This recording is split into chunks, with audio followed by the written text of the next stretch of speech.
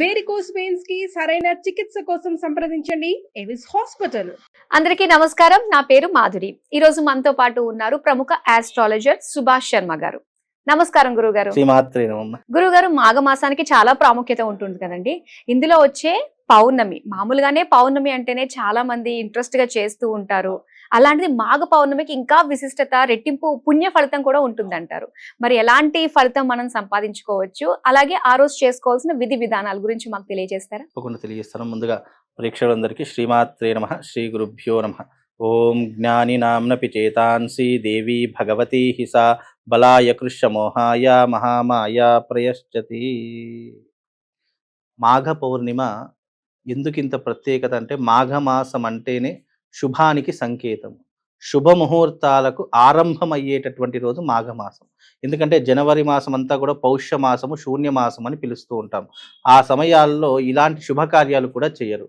అమావాస్య అయిపోయింది, మాఘమాసంలోకి అడుగు పెట్టాము అంటే పెళ్ళిళ్ళు, గృహప్రవేశాలు, నామకరణలు, తర్వాత అక్షరాభ్యాసం, ఇలా ప్రతి ఒక్క శుభకార్యం కూడా ఆరంభమయ్యేటటువంటి రోజు ఈ మాఘమాసము, శుభమాసము అని పిలుస్తూ ఉంటారు. అలాగే పెళ్ళిళ్ళకు కూడా చాలా ప్రత్యేకమైనటువంటి మాసం మాఘమాసం. ఈ మాఘమాసంలోనే దేవతలకు సంబంధించినటువంటి ఎన్నో క్రతువులు, వాళ్ళ యొక్క జననములు, వాళ్ళ యొక్క ఆవిర్భావములు అయినటువంటి మాసం కూడా ఈ మాఘమాసమే అని చెప్పడం జరిగింది. జపాలకు, తపాలకు, హోమాలకు, దానాలకు, ధర్మానికి ఈ యొక్క మాసం పెట్టినటువంటిది పేరుగా చెప్పడం జరుగుతుంది. ఎందుకంటే మనకు వసంత పంచమి, సరస్వతీదేవి యొక్క ఆవిర్భవించినటువంటి రోజు వసంత పంచమిగా జరుపుకుంటాం. అది మాఘమాసంలోనే. ఆ తర్వాత స్కంద షష్ఠి అంటే స్కందుడు పుట్టినటువంటి రోజుగా కూడా జరుపుకునేటటువంటి మాసం మాఘమాసమే. అందులోనూ రథసప్తమి, సూర్య భగవానుడు పుట్టినటువంటి రోజు కూడా మాఘమాసం సప్తమి రోజున ఆవిర్భవించాడని కూడా చెప్పడం జరిగింది. అందుకే మాఘమాసంలో రథసప్తమి జరుపుకుంటాము. అలాగే భీష్మ ఏకాదశి కూడా మాఘమాసంలోనే రావడం జరుగుతుంది. అలాగే పౌర్ణిమ అంటే ఇన్ని రకాలైనటువంటి దేవతలకు సంబంధించినటువంటి క్రతువులు కూడా చేసుకునేటటువంటి మాసము కాబట్టి ఈ మాసానికి అంత పేరు. అందులోనూ మాఘ పౌర్ణిమకు మరింతగా రెట్టింపు. ఎందుకంటే శక్తిని ఆరాధన చేసుకోవడానికి. అలాగే ఈ పౌర్ణమి, అమావాస్యలు దేనికి సంకేతం అంటే అమ్మవారికి సంకేతము. అమ్మవారి యొక్క ఆరాధనకు, అమ్మవారి యొక్క ఉపాసనకు, అమ్మవారి యొక్క సాధనకు పెట్టినటువంటి పేరు ఈ మాఘమాసం పౌర్ణిమ.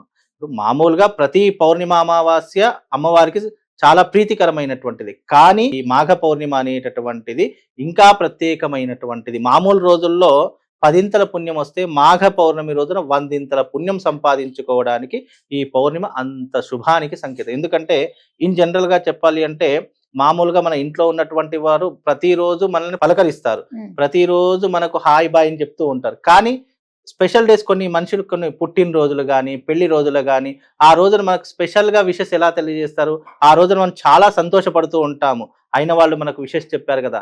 అలాగే పౌర్ణిమ ప్రతి మంత్ వస్తుంది, కానీ మాఘ పౌర్ణిమ చాలా స్పెషల్ పౌర్ణిమ అని చెప్తూ ఉంటాం. ఎందుకంటే ఈ మాఘ పౌర్ణిమ లలితాదేవికి చాలా ఇష్టమైనటువంటి పౌర్ణిమ. అందులోనూ ఈ మాఘమాసం అంటేనే గుప్త నవరాత్రులకు చాలా పెట్టింది పేరు. శ్యామలా నవరాత్రులు జరిపేటటువంటి రోజుగా కూడా ఈ మాఘమాసంలోనే వస్తాయి. అందుకే ఇవన్నీ కూడా శక్తికి సంబంధించినటువంటి రోజులు.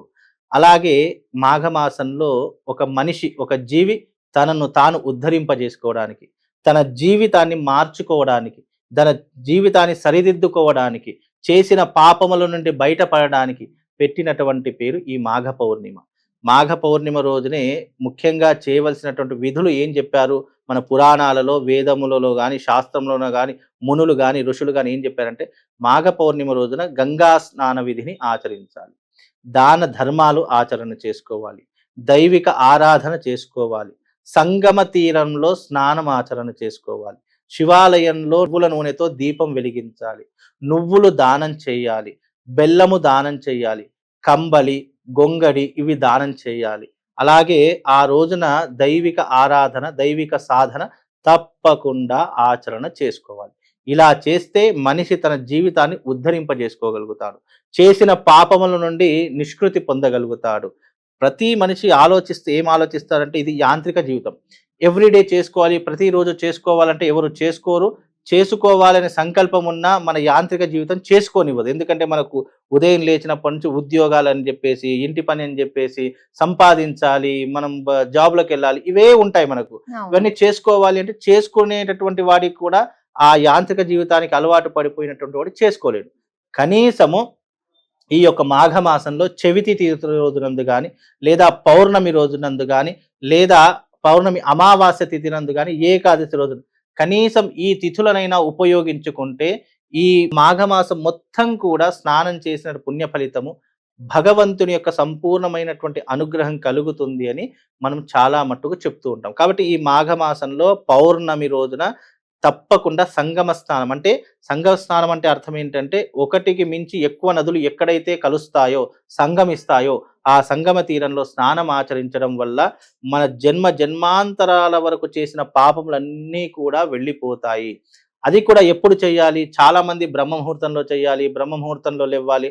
అసలు బ్రహ్మ ముహూర్తంలో లేస్తే ఎలాంటి ప్రయోజనం కలుగుతుందని ఎవరికి తెలియదు. నిజంగా బ్రహ్మ ముహూర్తం ఎందుకు చెప్తాము అని అంటే గనక, మనం ఎప్పుడైనా పౌర్ణమి అనేటటువంటి దేనికి సంబంధించి చంద్రుడికి సంబంధించినటువంటి తిథి. కాబట్టి చంద్రుడికి సంబంధించినటువంటి తిథిలో మనము ఎప్పుడైతే చంద్రోదయం సమయంలో దాని నుంచి వచ్చేటటువంటి కాస్మిక్ ఎనర్జీ ఏదైతే ఉంటుందో ఆ ఎనర్జీ ఎవరు తీసుకుంటారంటే మొట్టమొదటిగా జలం తీసుకుంటుంది. దాని తర్వాత ప్రకృతి అంటే చెట్లు, చేమలు ఇవన్నీ కూడా తీసుకుంటాయి.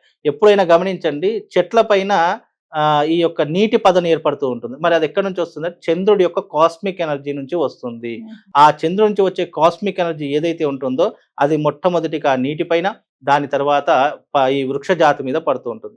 నీటి మీద పడినటువంటి ఆ కాస్మిక్ ఎనర్జీ ఆ బ్రహ్మ ముహూర్తంలో చేసేటటువంటి స్నానం ఏదైతే ఉంటుందో, మన శరీరం ఎప్పుడైతే ఆ నీటిలో మునిగి ఉంటుందో దానిలో ఉన్నటువంటి కాస్మిక్ ఎనర్జీ అంతా మనిషి దేహానికి అంటి పెట్టుకొని ఉంటుంది. అందుకే కాస్మిక్ ఎనర్జీ, చంద్రుడు దేనికి కారకుడు? ఔషధ కారకుడు ప్లస్ ఆరోగ్య కారకుడు, మానసికానికి కారకుడు. కాబట్టి మనసు ప్రశాంతంగా ఉండాలన్నా, మనిషి ఈ యొక్క ఐహిక భోగ సుఖాల నుండి విముక్తి పొందాలన్నా బ్రహ్మ ముహూర్తంలో స్నానం ఆచరించడం వల్ల మనసు ప్రశాంతం అవుతుంది.